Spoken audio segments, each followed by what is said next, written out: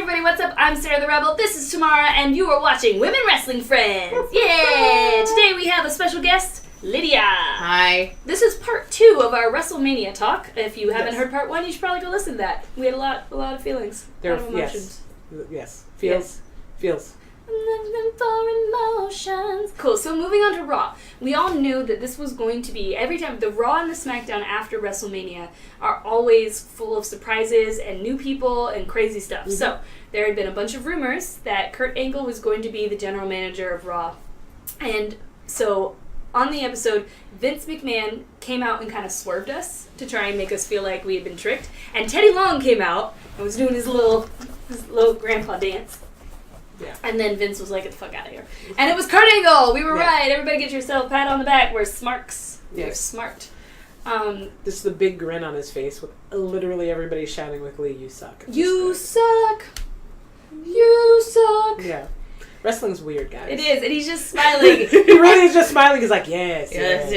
People. But even the people saying you suck are smiling when they do it. Yeah, they don't believe he sucks. No. Just like when they sing John Cena sucks, like, they don't feel it. They're just saying it because it's what you do during that chant. Just how it is.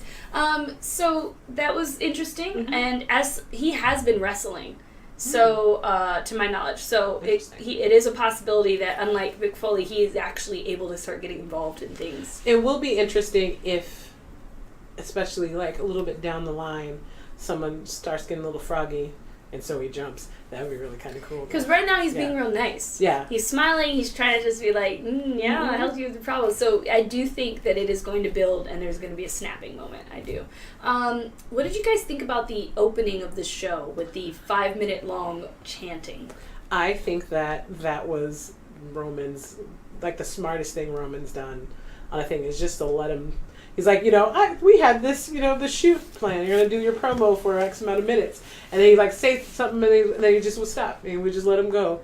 And then he said, I run the yard now. This is my yard now. This is my yard now. And then he walked away. And I was like, yes, good. I don't know if you guys noticed, but he actually did this motion at one point. I don't think I noticed that.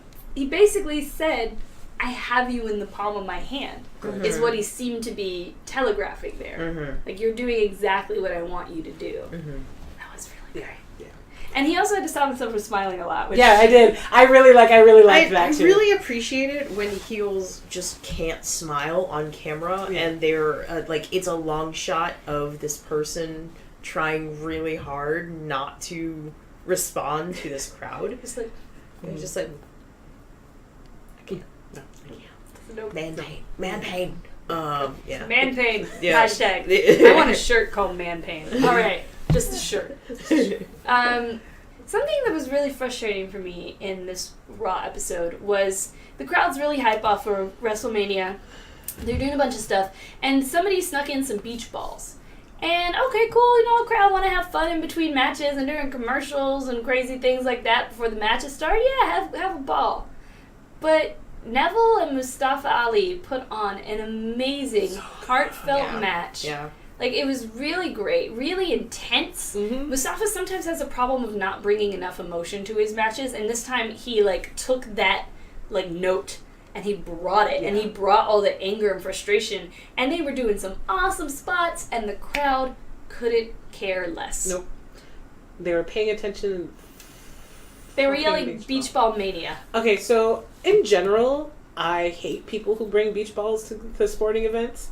I'm not a fan of it because if it hits me in the head, I'm going to find you. I don't know why it bothers me so much, but it really does.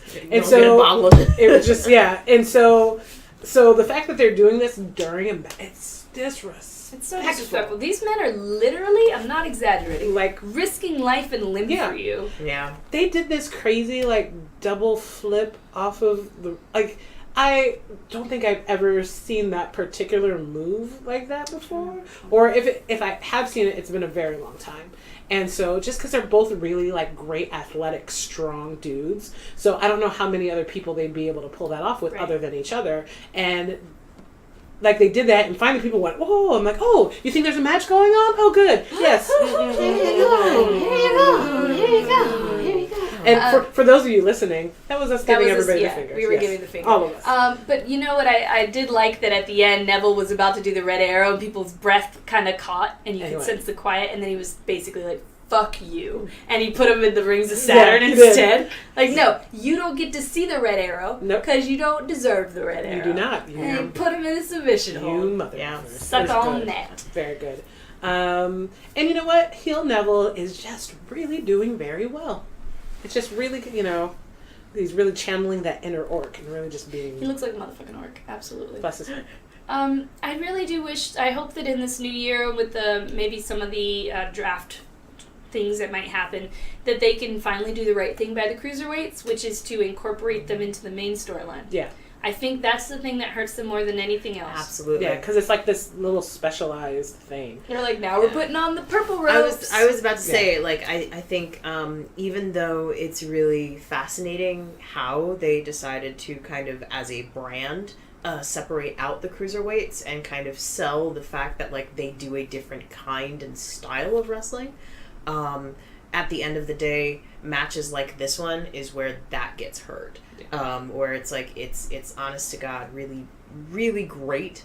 And yet, because you've been trained to say, like, oh, I don't follow cruiserweights, so what am I going to do? Gonna bop around this beach ball. It's going to be great. Those matches should never be piss break matches. And unfortunately, because of the branding and because they've let that hang on for so long, it feels like the crowds really interpret them as piss break matches. And they leave. I watched it at Royal Rumble, and I was like, are you guys fucking nuts? Yeah. I think it was Rich Swann was in that one, and I was just like, this is so good, and you guys no one's here. Yeah, like, I wonder if there's a way of doing sort of, like, they have a Universal Championship, if they did, like, a Universal Tag, so that you had, like, 2 tag teams from each thing kind of go in, and, that way you can have a storyline across all of them and get everybody involved, so that if you're only watching SmackDown, then you still kind of are invested in Raw guys, and, the 205 guys can be on, like, I think maybe that might help a little. And then you get, like, some of your flyers that are on SmackDown and Raw that don't necessarily, like Kofi. Kofi doesn't really get to do stuff like that as much anymore. That's my biggest thing, is you could easily take other superstars and have them have storylines with them, like Kofi. There could be intergender matches with some of the cruiserweights, even though there could be intergender matches with any of the wrestlers, people will probably receive it more if it's with cruiserweights, because they look smaller. Separating them out and building them in some ways has worked for them, because we know why we should care about each of the cruiserweights now. They've come into their own, but now more than ever is the time, if you don't want it to die, you need to hurry up and put them in there now. Yeah. Like they had Jack Gallagher interacting with the New Day. It was a beautiful moment when they did that. It was adorable. Everyone's a scoundrel. And it's like, you need to do that a lot now. Yeah. Like Alicia Fox ain't gonna get people to come over and watch 205 Live. Yeah, absolutely. And like, that's the thing. It feels very watery to try and do its storyline only and not really like mesh them in. And right now it feels very strongly like either you're a 205 kind of person or you're not. And a lot of the people who were at Raw were just not 205 kind of people, apparently. Right. What's hard about it is Raw is a 3-hour show. SmackDown, I think, is 2 hours. It's 2 hours, yeah. I don't know how long 205 Live is. It feels like it goes really fast, so maybe it's an hour. It's an hour. And then there's NXT.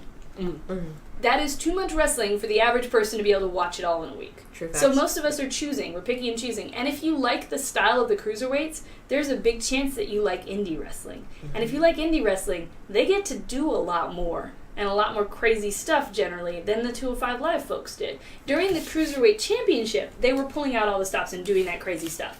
But on 205 Live, because it's a weekly show, they're taking care of themselves, they're protecting their bodies, they're not doing the thing that makes them crazy different. And so as a result, it's kind of put them in a really awkward, you're a watered down version of this thing, and you're not strong enough to be this thing, and we don't try to incorporate you into this thing. This is what you get. Yeah. Bathroom breaks. It's fucking bullshit. I was livid. I was just like, fuck you fucking fuckers. That was just me as a little demon on this couch. Let's talk about happy things. Yes, much better. Emma came back. Yeah. Finally. Thank God she's not Emelina, because that was awful. Emma is so good, though.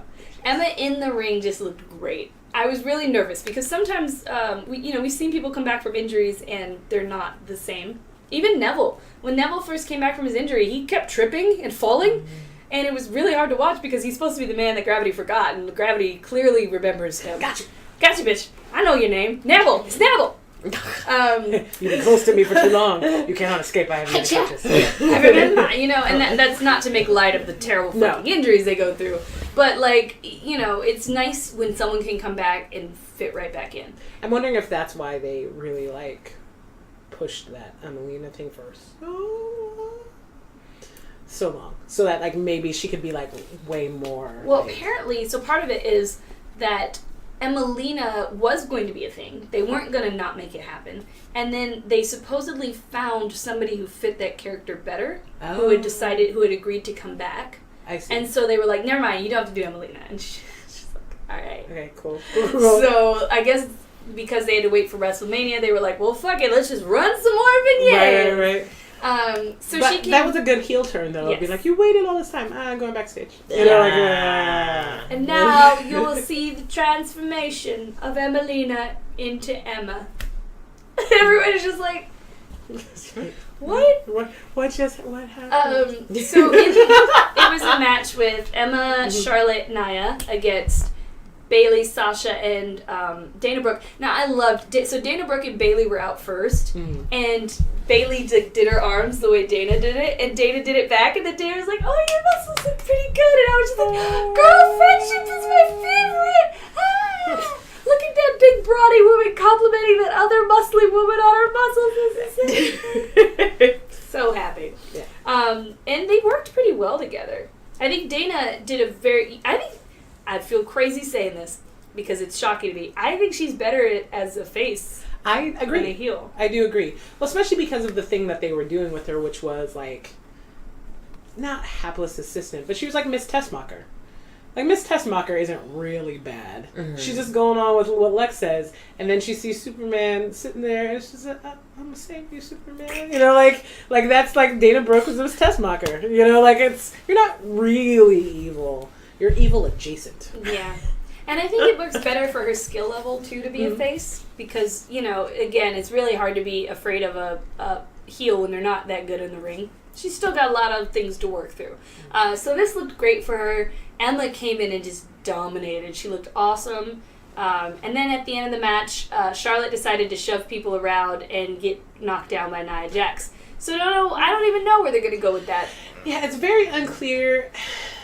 Usually you can kind of tell who's going to get matched up with whom after, another title, match. And it just is very unclear with the women. I'm not sure. I mean, the natural thought is Sasha Bayley, but because they now have a clear 3-3 heel face situation, that probably won't happen anytime soon. So, yeah, I don't know. Because why have Nia knock her down if they're not going to have it be Nia and Charlotte? Right. Yeah. Well, and the way that she's just supposed to be monster with the face. Right. I just do what I want. Well, at the end of the day, you can do what you want, but, if there's no compelling story around it, you just look like a schoolyard bully. Yeah. I really think I knew they weren't going to do it, but if they could have given Nia the belt, that would immediately have been a story, because then you don't even have to worry about who is a heel and who is a face. Nope. Because you can have heels fight each other when it's over the title. Yeah. Mm-hmm. And then Charlotte and Nia could have done some stuff even. It could have been, just more interesting. Anyway, but Emma coming back was awesome. Yeah. Somebody else who came back from injury was Finn Balor. Finally! The crowd was just as into his music as before. He was not dressed as his demon self. No, he was hot leather jacket. What? Bicycle, motorcycle boyfriend. Motorcycle boyfriend. How much do you think the contract between Harley Davidson and the WWE was for the last 6 days? A good 7 figures. Synergy. You just synergy. Guess what? We got people coming back. Put a motorcycle on it. Guess what? We got people who are really bad at putting a motorcycle on it. Well, I mean, Finn's kind of whole thing is when he's not a demon king, he looks like a 50s, he's from 1950 greaser. Yeah, a 1950 greaser, with the heart of gold. Yep. I'm gonna dress slutty for you at the end of this movie. Don't you worry about it, Finn. Yep. this is what it seems like, you know. I'm surprised more people aren't uncomfortable with Finn.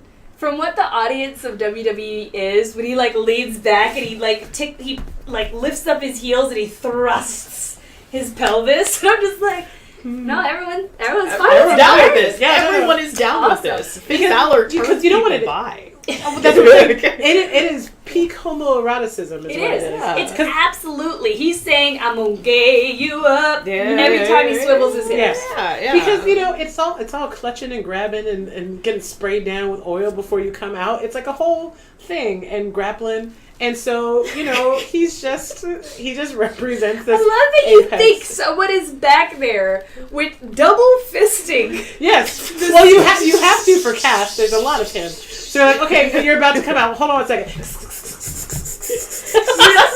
Meanwhile, it's really dudes back there with a water bottle going, okay, I think I got enough.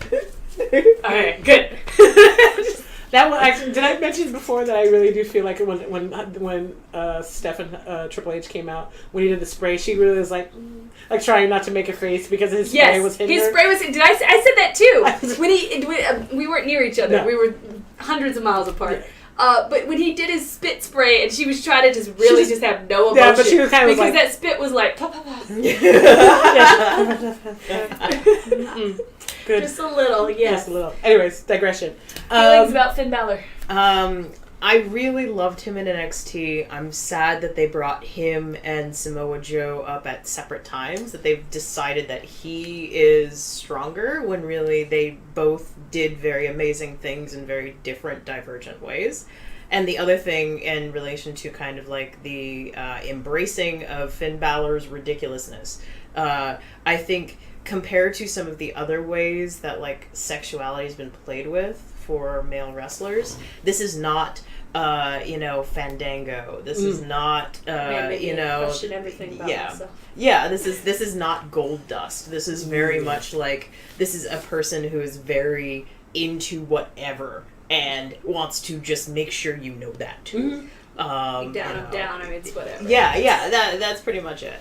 I'm really happy he's back, though. Well, I was really hoping for him in WrestleMania, to be completely honest. Well, in that match, it was him and Seth against Samoa Joe and Kevin Owens. So there is still a lot of chances for him and Samoa Joe to have some sort of beefy beef. Yeah, I mean, initially I thought with Owens with the title that they were going to give Sami Zayn a run because they had been revisiting that a lot. I thought so, too. Yeah. And now with Finn back, since Finn was actually the original holder of that,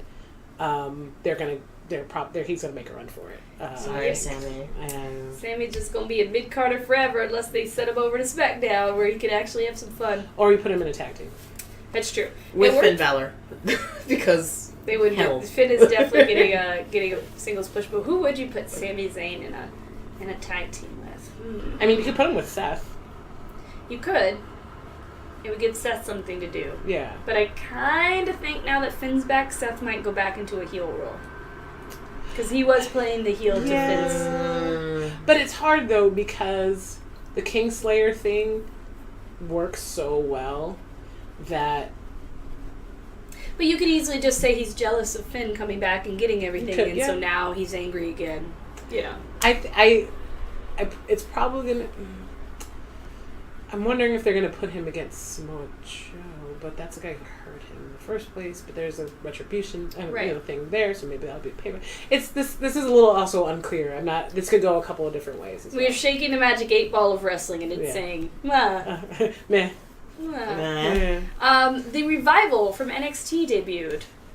I know nothing about them and had no feelings. I was like, everyone really seems to like these guys in blue tights who look like they should be on SmackDown. Yep, they're beating up my boys. Yep. Alright, cool. Oh no, they hit Kofi? Not Kofi. Yeah. Oh. That was like my whole thought process through the entire match. Do either of you have thoughts on the Revival? You can say no. No, not really. I mean, I kind of, like, again, it's that thing where I like the New Day so much, and I specifically like Kofi a lot. I like all of them a lot. Especially since he's been wearing half tops. Kofi has won me all the way back over. He's just, he's never gotten. Is that plane outside my window? Is it a helicopter? Probably a helicopter.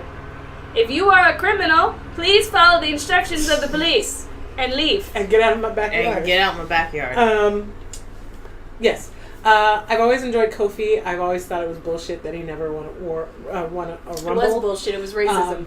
And he's never really even had a title. Like, he had a title run for a little bit. He's super over with the crowd. He's always been over with the crowd. So whenever they bring somebody up by beating up somebody that I really like, I don't like it. And I don't like it. Yeah, I don't like it. So, but, I mean, sometimes that's the point. You're not supposed to like them. But I just kind of feel like, from the longest reigning tag team champs to just be in there to put people over. Yeah, it's just kind of shitty. I mean, I guess it's cyclical, the nature of the, like you have your spot and then people rotate out, but just send them over to SmackDown. I mean, like, just do something. I don't know. It does seem very pointed. It almost seems like people someone doesn't really believe in the New Day. Not that they don't like them. Yes. It seems to me that they would rather the New Day not be as over. Yeah. Because things have been getting real weird with them. Yeah. Anyway. True facts. I would also say, as much as I've seen the Revival, because I watch NXT quite seriously, I like Sanity better, which is weird to say, but no, Sanity's great. I would much rather see Sanity Sanity's beat up on the New Day than the Revival. Yeah, Sanity is basically like a not quite Mad Maxian, but definitely one of those. Oh yes, I know who those people are. Yeah. I thought when people said that a new tag team debuted, I thought it was going to be them, and I was like, "This would be awesome." Yeah. Those guys are from the '80s, and then it was like just '80s trauma weirdness. Yeah, they're definitely they are definitely a group that appears at the beginning of the Toxic Avenger movie. Oh yeah, absolutely, for sure. So all the best possible. I feel like you're right. The Revival is pretty bland, all things considered. Like, they're pretty decent. Like, they're solid, but not terrible and also not great. So I read some stuff that was like, they might be the best workers in the ring right now. And I was so confused, and I went back and watched the match again. Because, you can tell with Cesaro and with AJ, you're like, these people are amazing in the ring. But I'm watching the Revival, and I was just like, maybe it's because they debuted, they were nervous or something. But I didn't see anything in them that made me like, these guys are the best tag team out there, right? Like, I didn't feel that watching them. No. That's an LA thing that we all do, by the way. Saying when we meet no. Yeah, no. No, and yeah. which means the opposite. Anyway. I think we talked about Vince, we talked about Kurt, so that was everybody, but Vince announced that there was going to be the switcheroo. Yeah. I mean, and it is about time for another draft anyway, so... I'm excited. Yeah. I'm hoping for an AJ and Roman switch, to be perfectly honest. I'd be down with that. I think it stirs up the pot enough that no matter what you decide to do with it, it's interesting. Do you think Roman Orton would be a thing that would go over well? I think it would be better for Orton than the Bray Wyatt thing, because Bray's so over. It would be great to me if the Wyatt family could go back to wherever the New Day is, because they were telling an awesome story before they got split up. They were. It was one of the few storylines in which the New Day was forced to be serious. Yeah. Because we thought that would happen with Carl and I can never say their names right the first time. Gallows and Anderson, not Carl and Anderson. Carl Anderson. Carl Anderson. And Big Gal. Anyway. Mr. Carl. Mr. Carl. Mr. Carl. Carl! Get out of here, Carl. Carl. Carl. They were supposed to be these strong guys, but even they fell into the trap of, like, they can't get the New Day to stop making fun and being funny. Yeah. But the Wyatt family, like, they were able to do that. Just put them back together, goddammit. What if they switched the Wyatt family and, like, Enzo and Cass? That could be interesting. Cass would be happy. Back with his bae. Yeah. Do you think any of the women would switch? I think Raw could use some of the faces. Oh god, yeah. Oh god, yeah. Like, send Becky over there. Yeah, I think actually, because then what would be interesting is if you put Becky over there and you get a legit 4 horsewomen with, like, legit, like, you know, that would be interesting. 4 horsewomen and Nia Jax. That's all I want in life. Yeah. You probably have to send one of them. If you put Natalya over there with Nia Jax and, like, Emma, yeah, that would be really pretty good, because you would need a replacement for Charlotte, right? And then you could send Dana over to You can send Dana SmackDown. all the way back to NXT if you want. It don't really matter, does it?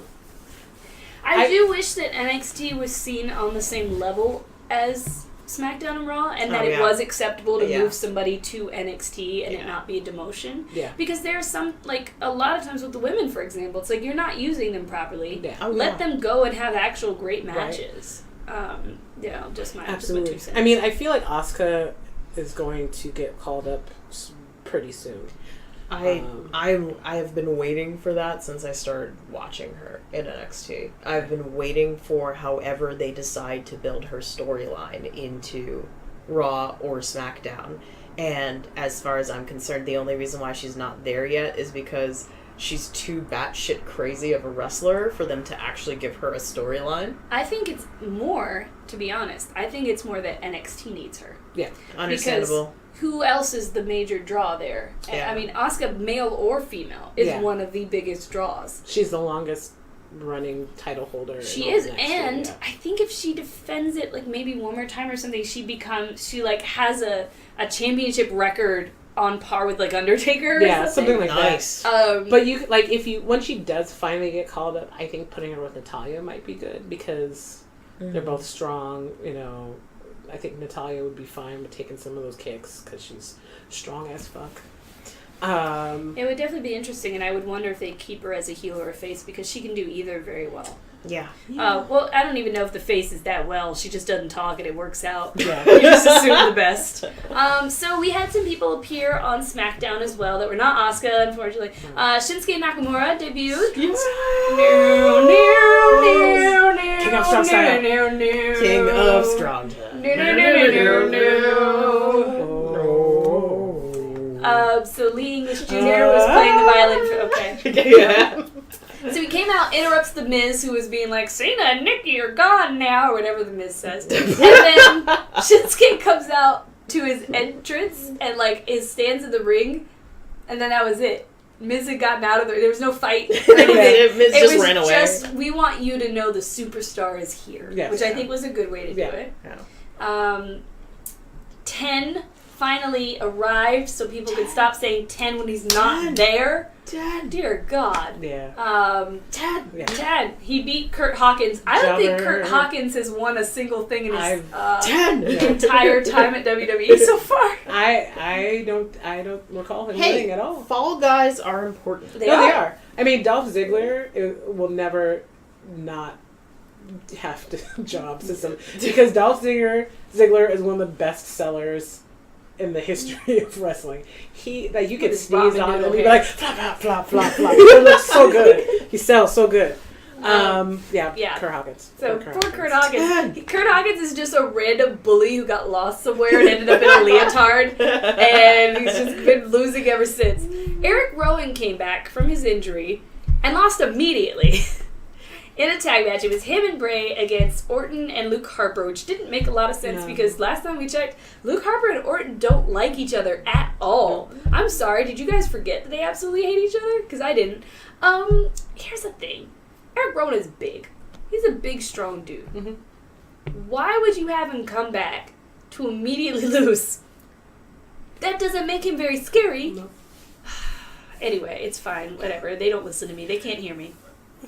AJ turned face as we predicted. Yep. If you guys don't believe us, we literally said that the only way this match between Shane and AJ works out is if Shane and AJ shake hands in respect afterwards. Mm-hmm. And they literally did that. And so no one got kicked in the shin right afterwards. No. Yeah. AJ did pretend to turn around to punch Shane, but it was like a joke. He was like... It was adorable. Yes, yeah. I liked it. I'm happy because I think there's more for him to do as a face. Yes. And Agreed. He's great. He's great as a heel, and he's great as a face from what I've seen, so it shouldn't be a problem.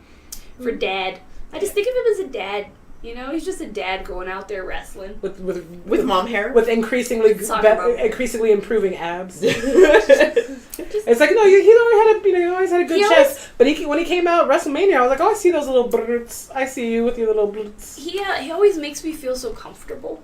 Because he's got such a southern accent. And right. I'm just like, back home. Yeah. I know where I am. I know who this man is. from 3 words out of his mouth. Like, I know this person. And I think that's a great gimmick, to just be able to immediately make, like, even when he was heel, everyone cheered for him because of the same, you feel like you know that guy. Yeah. You're like, oh, that's the guy who comes over and kicks my ass in cornhole or whatever, and we drink some beers, and he tells me about all the fabulous things his kids are fucking doing, and we, maybe I'll see him at church. Maybe it's like, it's just this guy. He says he only wants to borrow a 6-pack and never brings it back, but it's okay. But it's fine. You forgive him. You forgive him. It's fine. It's he a gave thing you that tips you have. for your rose bush, and it's been thriving ever since. He's a good neighbor. He lent you his lawnmower. AJ Styles the best fucking neighbor you could possibly ask. You kept it 2 months longer, but he didn't say anything. Can we make this we've already they made Southpaw Regional Wrestling. Make AJ the Great Neighbor. Make that show for us. Naomi! Still doing awesome. Still retains her title. Still looking good. Finally being allowed to be the superstar that we literally said she was always going to be. Yep. Do you have any thoughts on Naomi? Yes, please. I actually really love watching her do all of the things, including sell the punches, including sell taking the hits, including, being kind of down for the count and essentially kind of like tapping out. I really love how much she has excelled at really selling not only the story that they've given her, but also the story of wrestling. And it's really awesome to see someone like her excel. I'm so excited for her. Yes. The first time she won the title a couple of months back, I was absolutely happy about the "You deserve this" chant. Yeah. Mm-hmm. And it's kind of been that momentum over and over again ever since. And you know what's funny about it? As a mixed woman, and having a lot of friends who are mixed or black women, we all love Naomi. Mm-hmm. And I think that moment when people chanted "You deserve it" felt very special to all of us that I've spoken with. Because it's easy to assume that we like her.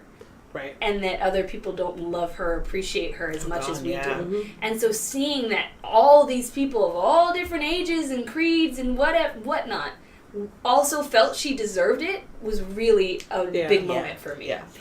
I had a lot of feelings. Yeah, and it's really interesting to see seeing TJ Perkins or seeing Bailey or seeing any number of other people who are essentially like their stories are very much like, I've been self-made, I've come from the bottom, I've really had this dream for the longest time, and feeling sort of like, I get that, I understand that, but at the same time, like, I know that you're working really hard, I'm not trying to take that away from you. It's just, it's just business at this point. Meanwhile, when Naomi first won, and ever since, it's constantly felt like, maybe you weren't supposed to win this, but you did, and I'm so happy you did. I agree with you. Yeah, I think it falls flat when it's forced as a storyline. Yeah. And Naomi's wasn't forced. It was just what it was. Yeah. So, like, I said that a lot about TJ Perkins. The thing that made me like TJ Perkins was his music, and the thing that made me dislike TJ Perkins was how many times I got to be told that he was homeless who lived in his car. Yeah. Don't let that be your gimmick. Let your Filipino, like, pride geek self be your gimmick. Absolutely. Sell that story to me. There in another world, TJ Perkins was named Max Health and is constantly known for doing the dab. Yes, listen. Why wasn't his name Max Health? The first time I saw him come out, they're like, TJ Perkins. It said Max Health. I'm like, why is it not Max? Why is that? Like, come on. But like his signature move is just slapping people while doing the dab. Like, everything about it is so much more amazing. It could have been like 1980s over the top. Yeah, like arcade King of fighter wrestling. King of Fighter, like straight up, like he could throw a hat and do do a whole thing. Absolutely. Speaking of missed opportunities, one of the things that's been bothering me for weeks. Tell us about it. So Randy Orton did the one I said he can't beat him, join him, and then he was like, well, that's a new saying, if you can't beat him, join him, and then he had something that didn't fit at all, and I was like, destroy him. If you can't beat him, join him, then destroy them. It's right there. Wow, that really would have helped. It's right there. I know exactly that moment you're talking about too, because if he's like, if you can't beat him, like, he said something, I can't remember. But I remember sitting there and going, nope. Yeah, nobody fucking says that. No, it's not a thing. It's not a thing. Whatever what you're saying, that's not how it works. You're right. It was jarring and strange, and like, stop trying to make fetch happen. Yeah. But if he'd made that shit run, I would have destroy him. It was right there. Okay, so right I have like I used to grow up with wrestling, but like I really detached from it for a while, and I've come back, and the most jarring point is Randy Orton. Just in general. Just in general, the most jarring thing is like, so wait, by this point you would have concussed yourself out of this league by now in any other sport. Like, how are you still here? And why are you so dumb? Like, why haven't you just got a team of writers behind you that can do this for you? That's what people keep saying, is that Randy Orton is always just so boring. And apparently even when he came out on SmackDown this week, nobody even cheered for him. Like, people cheered, but like, it wasn't like a pop. Yeah. Like you get with Bray or people like that. He's just, what is his gimmick? He's a dude. He likes snakes. Yeah, it's like, oh, ever since a kid in the dark place, and he's the son of a wrestler who's also the son of a wrestler, and it's just like they don't. Now, he also looks like he doesn't have teeth a lot. Have you noticed this? Or is that just me? Oh, no. I know he has teeth, but he looks like he doesn't have teeth. He's a butterface for sure. Oh, man. I would lick every part of that body to the neck. And then just... And let his wife handle all of that.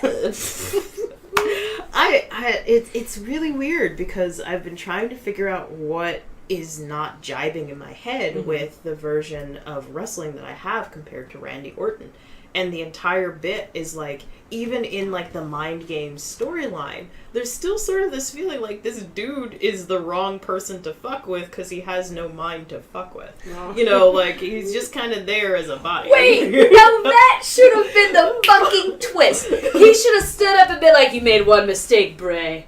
I don't have a mind." And then just snakes that look like sperm for the just rest like of the headbutt the shit out of him until you're both dizzy. Yeah. That would have been So as somebody once said a long time ago, though it doesn't necessarily hold true anymore, is that someone should be able to tell what you're all about before you're halfway down the ring. Yeah. As a wrestler.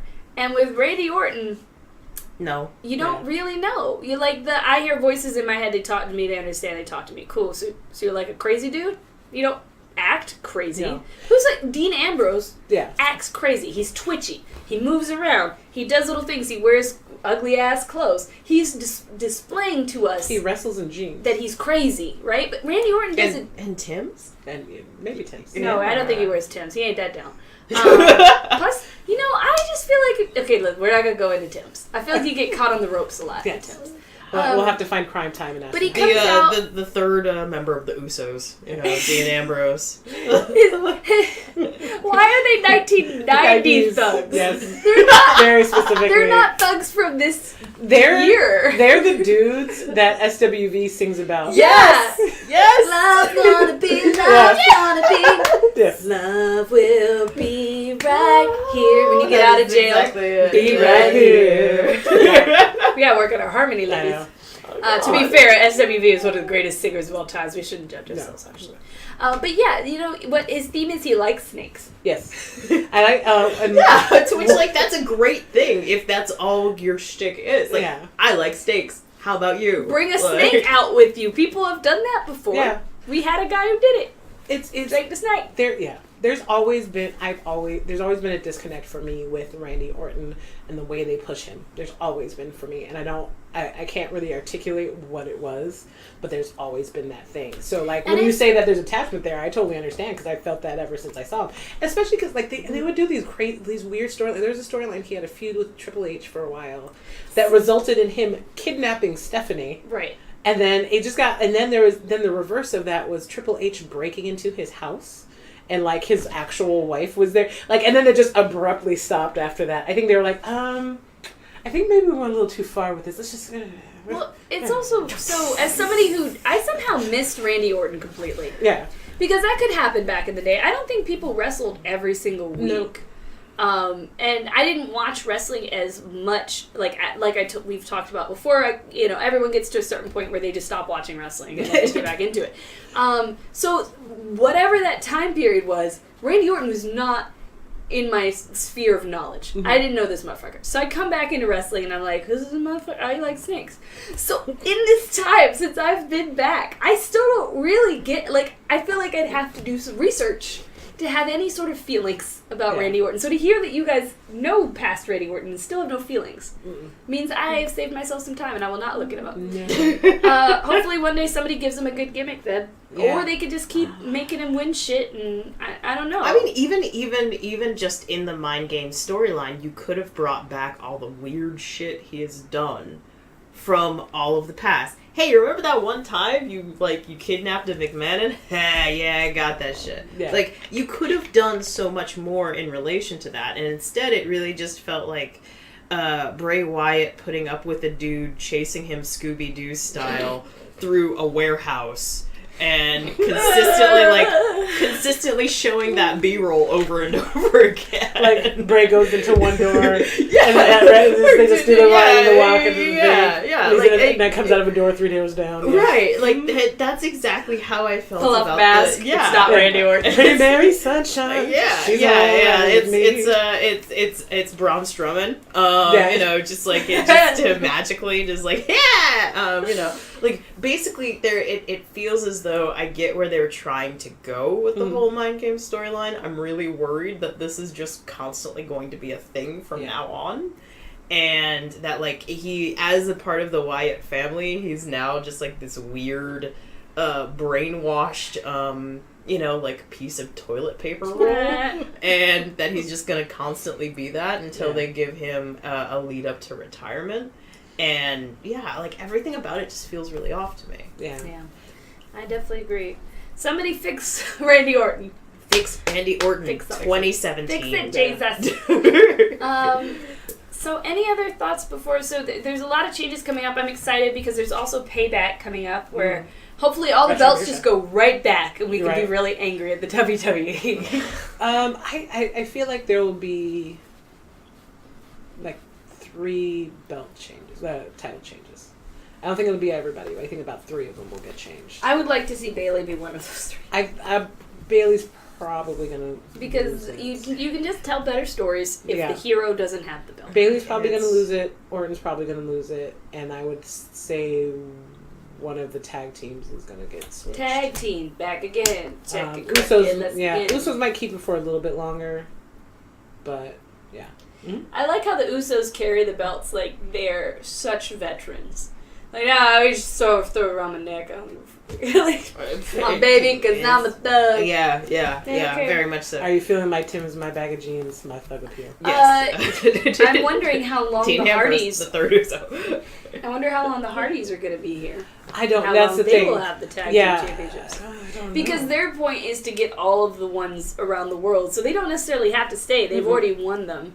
They could just go to Payback and lose and then teleport out of the arena because that's what they do. Exactly. And I mean, the thing is, who they lose it to? Hopefully Cesaro, because why wouldn't you? Just to have them come out in those Ripaway outfits again. And then they'll lose it to Luke Gallows and, Gallows and Anderson. Gallows and Anderson. I could never say it right the first time. Galderson. Big Gal. And Little Lamb. I did it. Yes. Alright guys, thank you for listening to Women Wrestling Friends. Everyone, say where they can find you. You can find me on Twitters and the Instagrams at Misfits Tamara. I wasn't told that you had to find me somewhere. You cannot find Lydia anywhere. And I'm SarahTheRebel. And you can find me everywhere at SarahTheRebel. And I don't even know where to find Lydia, so I can't help you with that. She's technically not even here. Feel free to donate some money to my Patreon, and eventually I'll sleuth it out for you if you reach a certain goal. These hard light holograms are very expensive. I mean, she's not even here. I'm over in in Studio City now. All right. Well, now I know what part of where she is. All right, get that money rolling in, people. We're gonna find her. Be sure to follow us at Women Wrestling F on Twitter. I'm pretty sure that's what it is. It stands for Women Wrestling Friends Podcast. And if you're listening to us on iTunes or SoundCloud, thank you very much. Please give us a rating if that's possible, because I don't know nothing about SoundCloud. And if you're watching us on YouTube, like that video, consider sharing it. Appreciate it all. Love you. Go watch some wrestling. Bye. Bye. Pushing a headlock. Flex on the floor.